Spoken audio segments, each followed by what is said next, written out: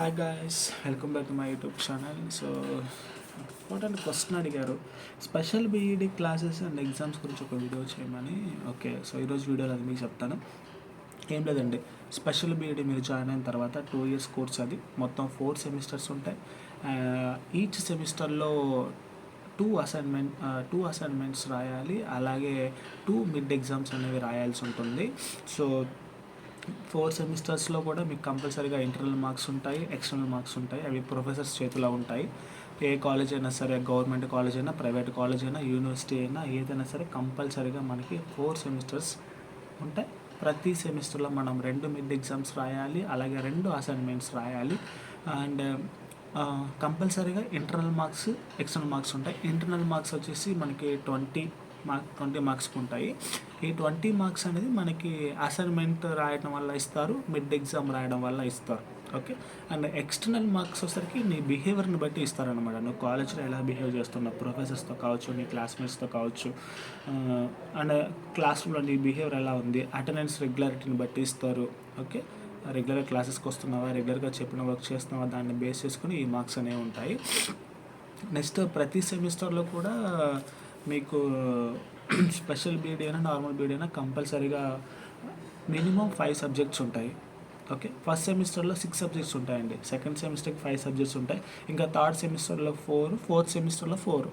అంటే సెమిస్టర్ని బట్టి మీకు పేపర్స్ అనేవి తగ్గుతూ ఉంటాయి. అంటే ఎందుకు తగ్గుతూ ఉంటాయంటే, ఫస్ట్ సెమిస్టర్లో మొత్తం ఇంట్రడక్షన్ ఉంటుందండి. మీరు ఏ కోర్స్ అయితే తీసుకుంటారో, ఇప్పుడు suppose mathematical background, English background, social studies background, science, English ఇవి ఉంటాయి కాబట్టి దాని ఇంట్రడక్షన్ అనేది ఉంటుంది.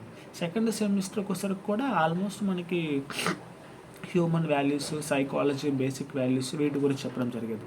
ఎప్పుడైతే మీరు థర్డ్ సెమిస్టర్కి ఎంటర్ అవుతారో అప్పుడు మీరు సెలెక్ట్ చేసుకున్న సబ్జెక్ట్ని బట్టి, సపోజ్ నేను మ్యాథ్స్ బ్యాక్గ్రౌండ్ కాబట్టి నాకు మ్యాథమెటిక్స్ గురించి ఎక్కువ ఇంపార్టెన్స్ ఇస్తారు థర్డ్ సెమిస్టర్లో, ఫోర్త్ సెమిస్టర్లో. సో దానివల్ల మనకి పేపర్స్ అనేది తగ్గిపోవడం అనేది జరుగుతుంది అనమాట. ఓకే, అండ్ కంపల్సరీగా internal marks, external marks 2 count చేస్తారు. అలాగే ఎగ్జామ్ కూడా కంపల్సరీ మనం అటెండ్ అవ్వాలి. ఒకవేళ మీరు ఏదైనా మిడ్ ఎగ్జామ్ మిస్ అయినా కూడా మీకు మళ్ళీ ఎగ్జామ్ కండక్ట్ చేస్తారు. అది మీ చేతిలో ఉంటుంది. మీరు అడిగితేనే కండక్ట్ చేస్తారు ఎగ్జామ్ అనేది, లేదంటే ఆబ్సెంట్ డేస్ పడేస్తారు, మార్కులు దొబ్బుతాయి. సో చాలా జాగ్రత్తగా ఉండాలి. మెయిన్గా యూనివర్సిటీస్లో చదివే వాళ్ళు ఎవరైతే స్టూడెంట్స్ ఉన్నారో వాళ్ళు చాలా చాలా కేర్ఫుల్గా ఉండాలి. ఎందుకంటే ప్రొఫెసర్స్ చేతిలో మార్క్స్ ఉంటాయి కాబట్టి మనకి చాలా చాలా ఇంపార్టెంట్ అనమాట.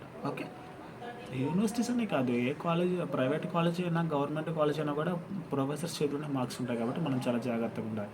ఓకే, ఇంటర్నల్ మార్క్స్ చాలా చాలా ఇంపార్టెంట్. ఓకే, మీరు 80 మార్క్స్కి ఎగ్జామ్ పేపర్ రాస్తారు, మిగతా 20 మార్క్స్ అనేది ప్రొఫెసర్స్ చేతిలో ఉంటాయి. అంటే సెమిస్టర్కి కూడా పేపర్ మార్క్స్ తగ్గిపోతూ ఉంటాయి. ఇప్పుడు ఫస్ట్ సెమిస్టర్లో మీరు కొన్ని సబ్జెక్ట్స్ 80 మార్క్స్కి రాస్తారు, కొన్ని సబ్జెక్ట్స్ 60 మార్క్స్కి రాస్తారు.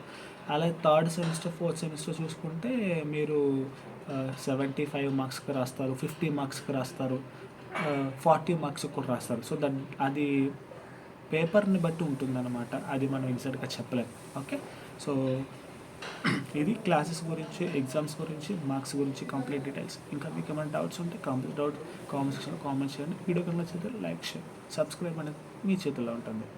Okay, take bye bye.